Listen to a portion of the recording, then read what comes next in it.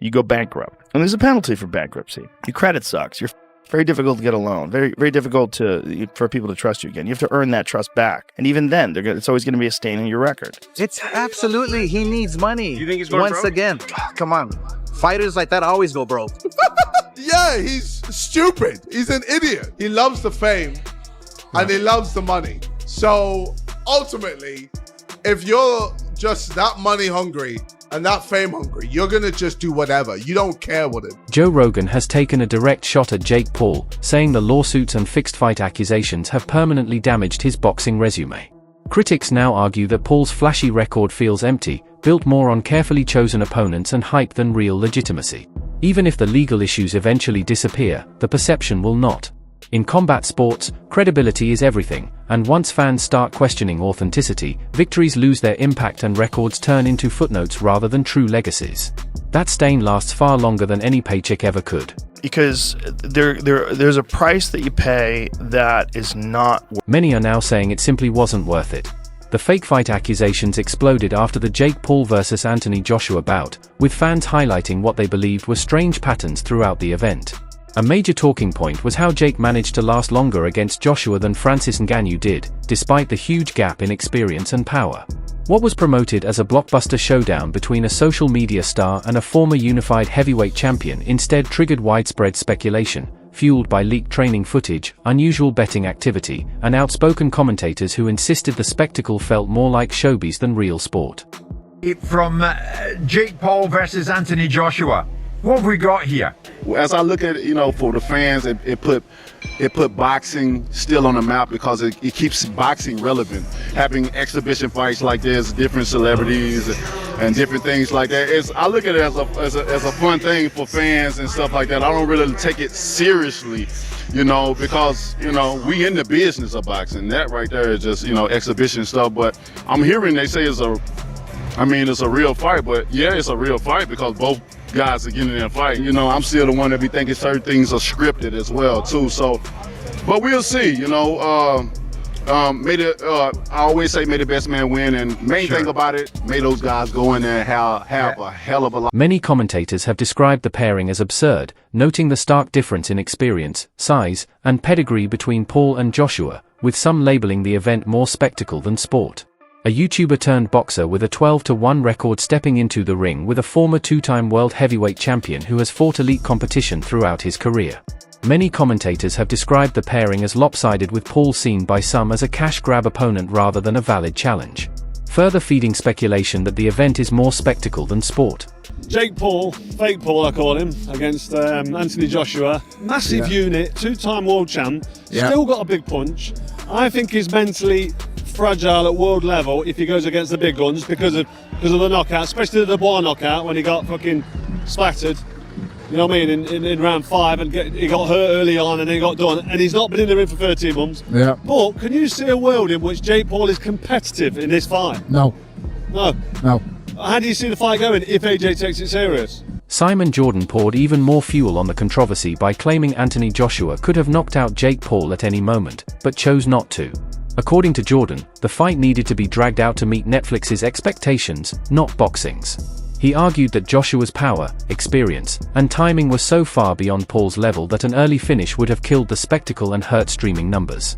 Instead, the bout allegedly required rounds, drama, and tension to justify the massive platform and global audience.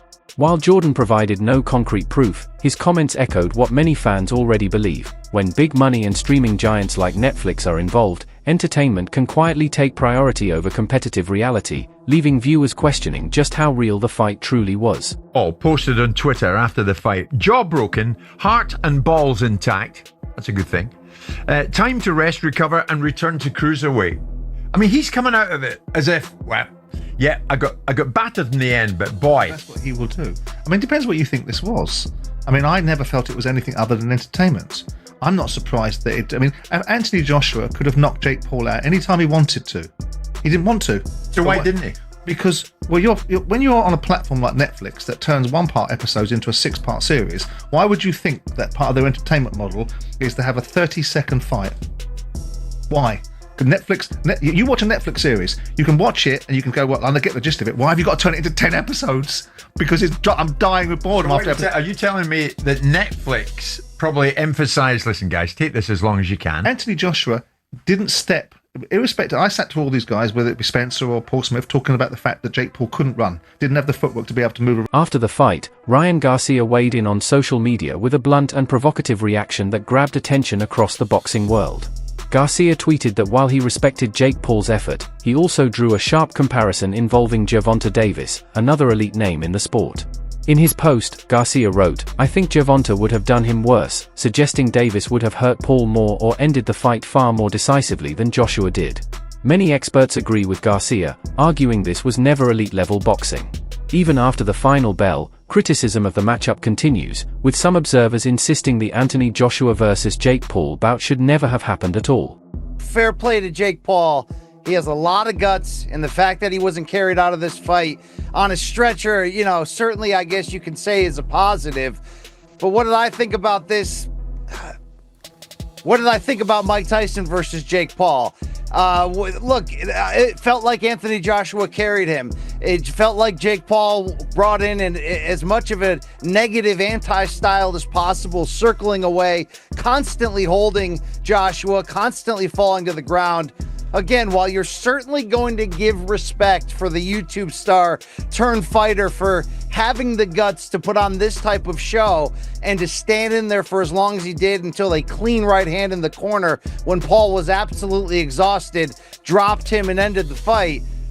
This is not elite boxing, and we knew that coming in, but if these fights are going to be sanctioned as official fights, like the Mike Tyson fight from last year, Adding to those concerns, Oscar de la Hoya commented on Jake Paul's previous matchup with Mike Tyson, suggesting that the fight may also have been fixed. He claimed Paul paid Tyson to secure a win on his record, pointing out that many analysts noticed Tyson holding back and not fighting with the intensity expected in a true professional bout.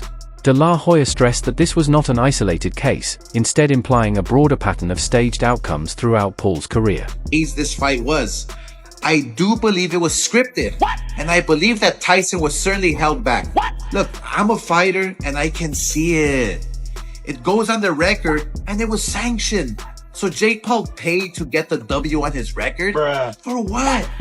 For your own personal satisfaction? Bruh. I keep telling you, if you want to be a real fighter, like you say you want to be, what are you doing? While Mike Tyson has denied any claims that the fight was scripted, his performance still left many fans disappointed and questioning whether the bout should even count toward his official record. For a fighter of Tyson's caliber, the lack of intensity in his approach was impossible to ignore, leaving a lingering cloud of doubt over the fight's legitimacy.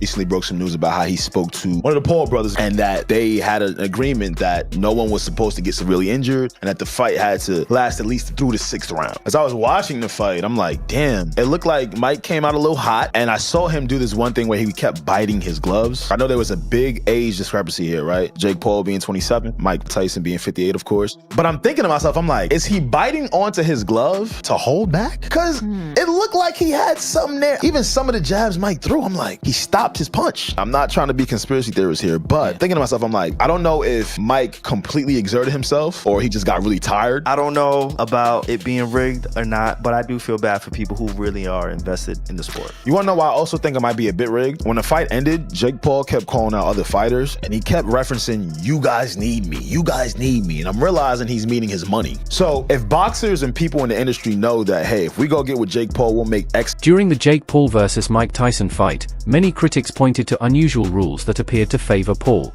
Most notably, an alleged clause reportedly penalized Tyson financially if he knocked Paul out early.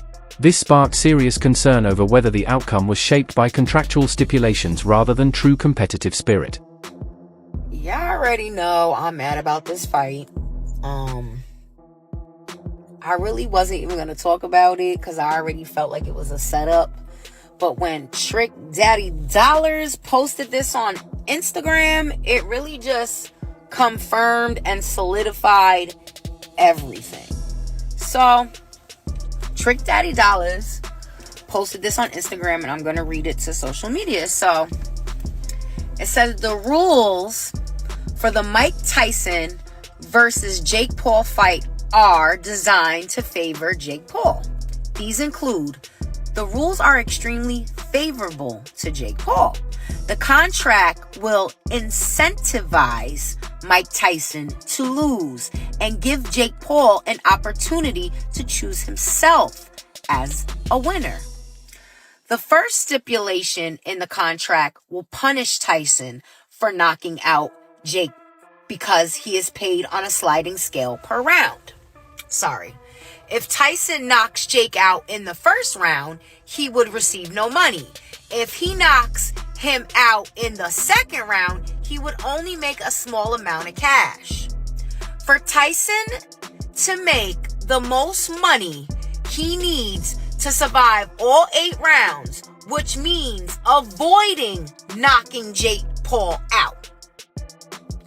If the fight goes to a split decision, it favors Jake Paul because the judges have to be approved by Jake Paul. I'm gonna let y'all read that.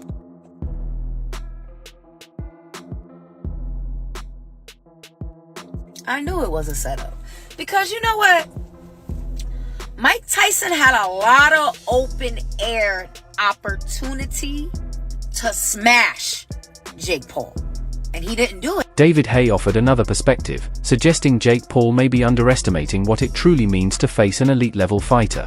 Hay noted that Paul could be leaning on past experiences from allegedly scripted bouts, believing he could maneuver through Anthony Joshua without serious danger. However, Joshua has reportedly refused any staged arrangements, insisting the fight be contested as a genuine competition. Hay emphasized that this reality creates a major problem for Paul, as he is now dealing with a legitimate, highly skilled opponent, rather than someone willing to accommodate him for money or publicity. You're going to go into this fight with Jake Paul with the same mindset. After seeing him fight beat on points a 58-year-old Mike Tyson, my opinion is no. I think he feels zero fear in this fight. He's in a unique situation where he's going into a boxing ring with someone he doesn't believe deserves to be there. So is he going to be paying the price in training? Is he going to be getting those early nights? Is he going to be pushing himself in sparring to get the very best out of himself, like he did for the Ngannou fight? Unknown. I don't know. I don't think he will. I don't think he'll want to risk having any hard sparring just in case he gets injured. Because if he gets injured, he misses this $75 million payday against someone he doesn't believe will be good enough to be a legitimate sparring partner for him. You know what I mean? So it's a very unusual situation, very, very unusual. And, you know, obviously all the advantages are in Anthony Joshua's favor, except this one, except the mindset factor. Jake Paul has nothing to lose. He's got everything to gain. Him reaching round 3, round 4 is a win, in my opinion, and in many people's opinion. If Anthony Joshua doesn't detonate his right hand or a jab off of Jake Paul in the first 30 seconds, minute, and put him in problems, you know, some people will feel that he's underachieved or he let boxing down. You know, people don't consider Jake Paul a real boxer because he's got such a big profile on social media and he's got that background that he's come from. But he's dedicated himself to the sport for life. Fighting critic Chael Sonnen delivers a brutally honest assessment of Jake Paul's fights, leaving no room for sugarcoating. He points out that when compared to Anthony Joshua, there's simply no contest. Despite all the training clips circulating online, Jake still comes across more as a student than a true contender. Sonnen stresses that the footage only underscores his inexperience, showing someone still learning the fundamentals rather than preparing to face a seasoned former heavyweight champion. According to Sonnen, the gap in skill, power, and ring awareness is glaring, making it clear that Jake is far from ready to take on a fighter of Joshua's caliber. Because people do this all the time. They'll be real dicks about it. Some guy will look great on the mitts. Or, well, the mitts doesn't count. It's like, well, it kind of does count. If I have you working out on the mitts from a year ago, and I have a new tape today, and I can juxtapose those, I actually can see some timing. I actually can see some speed. I actually can see some footwork. I can see some power, and I can compare it. Now, Jake is in a wildly difficult spot. Boxing is unlike by example, track and field. Track and field is all about personal records. You do not need to be faster than the guy standing next to you. Right? Now you can win and you can get trophies on that, but it's not actually your goal that your coach is working on you with. You just today want to be faster, throw further, jump higher than a previous version of yourself. Boxing doesn't work that way. It is straight. It doesn't matter how good you are. It is 100% comparative to how good is this guy. I understand that. But as human beings, we have to start somewhere. And I think there are many things that are going to be wins for Jake. I do not subscribe to the idea. Now he does. He will not agree with me, but an older version of himself, as he looks back, will see that the Chael makes a very fair point. There's a number of things that are going to be wins or not for Jake. Now, Joshua's got one. Crush that man, get your hand raised. That's it. Well, I don't see it like that for Jake. I don't see it like that. And I know you guys don't either.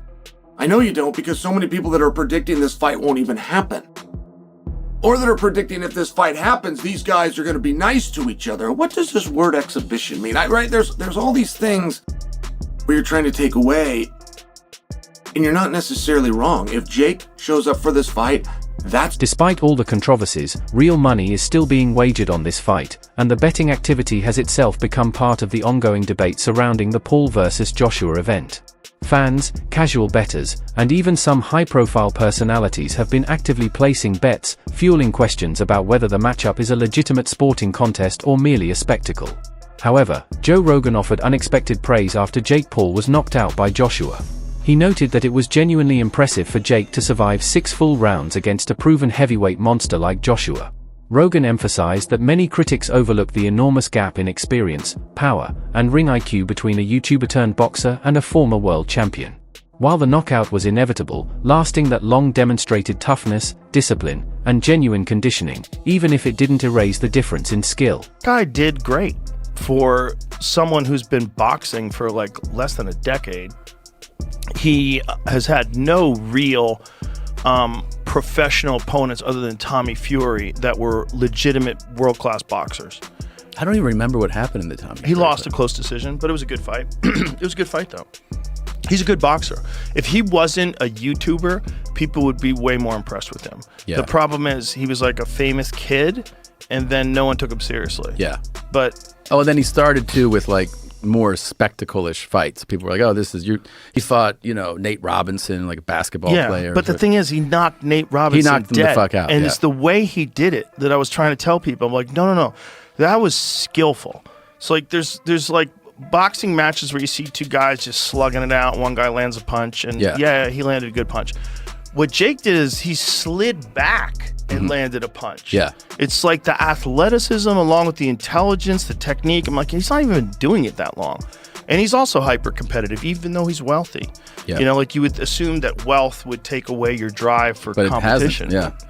He's also nuts, right? Just Yeah. the fact that he's willing to fight the 2-time heavyweight champion, former Olympic gold medalist. Yeah. A guy who's gigantic in his prime, built like a Greek god. Yeah. And you're going to stand, and he's a one-punch killer.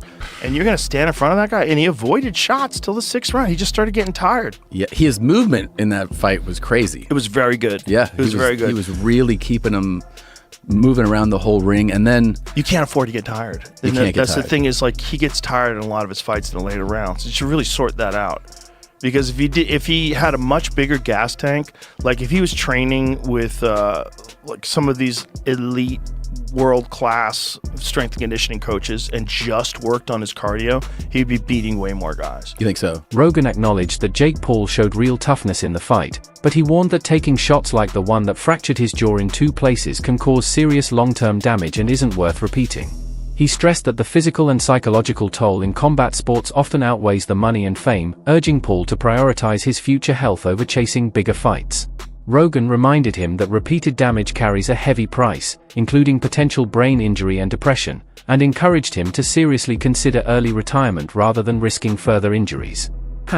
hit with a bomb. Breaks his jaw in 2 places. The thing is, I would hope that he recognizes is right now he's doing great and he's only, whatever he is, 28. There's a price that you pay that is not worth it. And that price is a severe brain imbalance that's going to lead you to addiction. That was real damage. The inside of your head, there's a lot of damage going on in there too. If he doesn't have your respect after that fight, that guy did great for someone who's been boxing for like less than a decade. He's got nothing but respect for me.